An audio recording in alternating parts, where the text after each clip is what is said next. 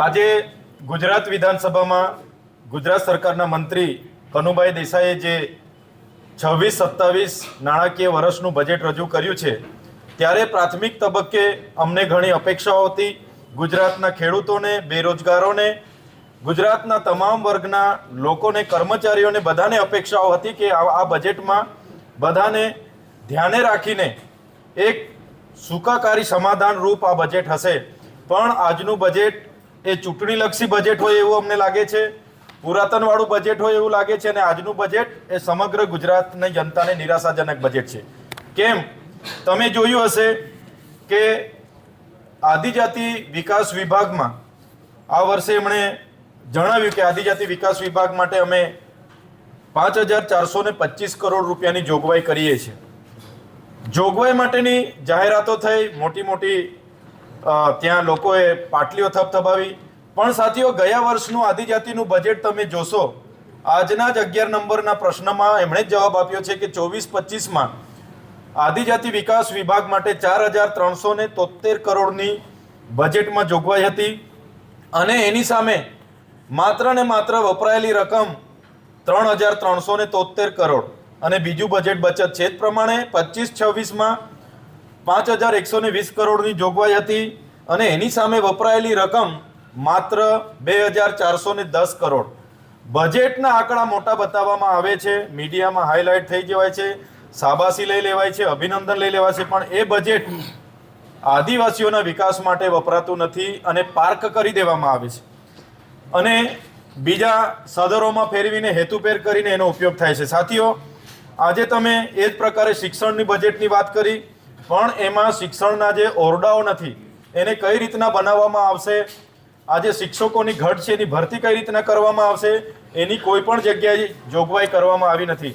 આરોગ્યમાં 25,403 કરોડ રૂપિયાની જોગવાઈ કરવામાં આવી, પણ આરોગ્યમાં આદિવાસી વિસ્તારોમાં આજે પણ સબવાહિનીઓ નથી, સીટી સ્કેન નથી, એક્સરેના મશીનો નથી, સોનોગ્રાફી નથી, એવા સાધનોની વ્યવસ્થા કરવા માટે કે ત્યાં સ્ટાફની વ્યવસ્થા કરવા માટેની કોઈ પણ જગ્યાએ સ્પષ્ટ પ્રાવધાન કરવામાં આવ્યા નથી.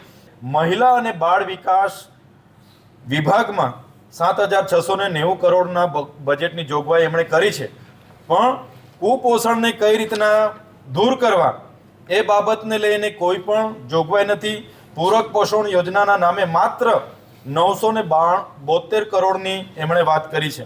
સાથીઓ, ગુજરાત પેટર્નમાં ગત વર્ષે 1,000થી પણ વધારે કરોડ રૂપિયાની જોગવાઈ કરવામાં આવી હતી કે આદિવાસીઓના સર્વાંગી વિકાસ માટેની જે ગુજરાત પેટર્ન યોજના છે, 1,000થી પણ વધારે ગ્રાન્ટની ફાળવણી હતી. એને ઘટાડીને ચાલુ નાણાકીય વર્ષમાં માત્ર 200 કરોડ રૂપિયા કરવામાં આવી છે.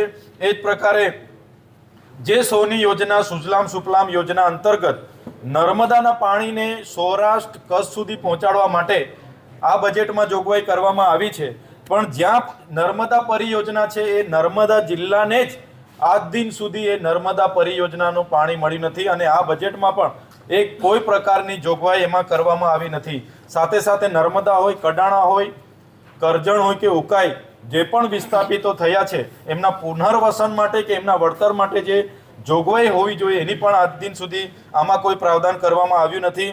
સાથે સાથે ઉર્જા વિભાગમાં 4,842 કરોડની જોગવાઈ તો થઈ ગઈ છે, પણ અમારી અપેક્ષા હતી કે ખેડૂતોને દિવસે વીજળી મળશે કિસાન સૂર્યોદય યોજના અંતર્ગત, અને જે પ્રકારે પંજાબમાં મફત વીજળી તમામ ખેડૂતોને આપવામાં આવે છે એ જ પ્રકારે ગુજરાતમાં પણ પ્રાવધાન કરવામાં આવશે એવી અમને અપેક્ષા હતી, પણ અહીંયા કોઈ પ્રાવધાન થયું નથી.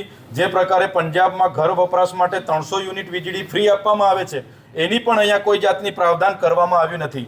માન્ય વડાપ્રધાન શ્રી 15મી નવેમ્બરે ડેડિયાપાડા ખાતે જનજાતીય ગૌરવ દિવસની ઉજવણીમાં આવ્યા હતા, ત્યારે વડાપ્રધાન શ્રીએ કીધું કે આવનારા 5 વર્ષમાં 2 લાખ કરોડ રૂપિયાનું પ્રાવધાન અમે આદિજાતિ સમાજ માટે કરીએ છીએ. એમણે જાહેરાતો કરી અને જાહેરાતો કરી દીધી, પણ આ બજેટમાં આદિજાતિ વિકાસ વિભાગને માત્ર ને માત્ર તમને કીધું એમ 5,425 કરોડ રૂપિયા જ મળ્યા છે.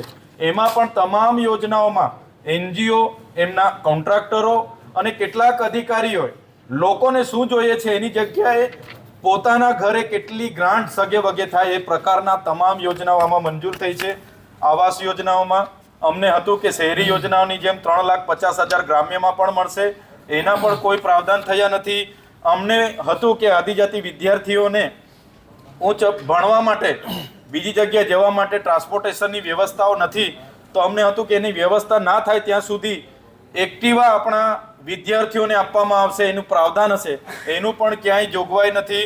સાથે સાથે શિક્ષિત બેરોજગારોને ગુજરાતમાં બેરોજગારી ભથ્થું આપવામાં આવશે એવી અમને અપેક્ષા હતી. એનું પણ કોઈ જગ્યાએ એમનું પણ ઉલ્લેખ કરવામાં આવ્યો નથી. અમને અપેક્ષાઓ હતી ખેડૂતોને જે પ્રકારે પાક નુકસાનીના વળતરો આપવામાં આવ્યા છે, એ જ પ્રકારે ભાગ્યા લોકો જેમણે સૌરાષ્ટ્ર હોય કે તમામ ગુજરાતના વિસ્તારોમાં ભાગમાં ખેતી કરી છે, એ શ્રમિકોને પણ એમનું વળતર આપવામાં આવશે એની અપેક્ષા લઈને અમે બેઠા હતા. એવી પણ કોઈ પણ જગ્યાએ જાહેરાત કરવામાં આવી નથી. ત્યારે સાથીઓ, એ શિક્ષણ હોય, આરોગ્ય હોય, મહિલા બાળ વિકાસ હોય, માર્ગ મકાન વિભાગ હોય કે શહેરી વિકાસ હોય, ગ્રામ પંચાયતના ગ્રામ ગૃહ નિર્માણ હોય કે મનરેગા યોજના હોય, પાણી પુરવઠા હોય કે નર્મદા કલ્પસર વિભાગની યોજના હોય, જે પ્રકારે એમના અધિકારીઓ, એમની NGO કોન્ટ્રાક્ટરોને ફાયદા થાય એ પ્રકારનું જ આ બજેટ છે. અને આ બજેટમાં ક્યાંય પણ વ્યક્તિગત રીતે લોકોને સીધી અસર કરે, લોકોને આનો ફાયદો થાય એવા ક્યાંય અમને દેખાતું નથી. માત્ર ને માત્ર આંકડાઓની ભરમાર બનાવીને આ બજેટ તૈયાર કરવામાં આવ્યું છે એવું અમે અને અમારી આમ આદમી પાર્ટીના તમામ ધારાસભ્ય આની ટીકા કરીએ છીએ, ટિપ્પણી કરીએ છીએ.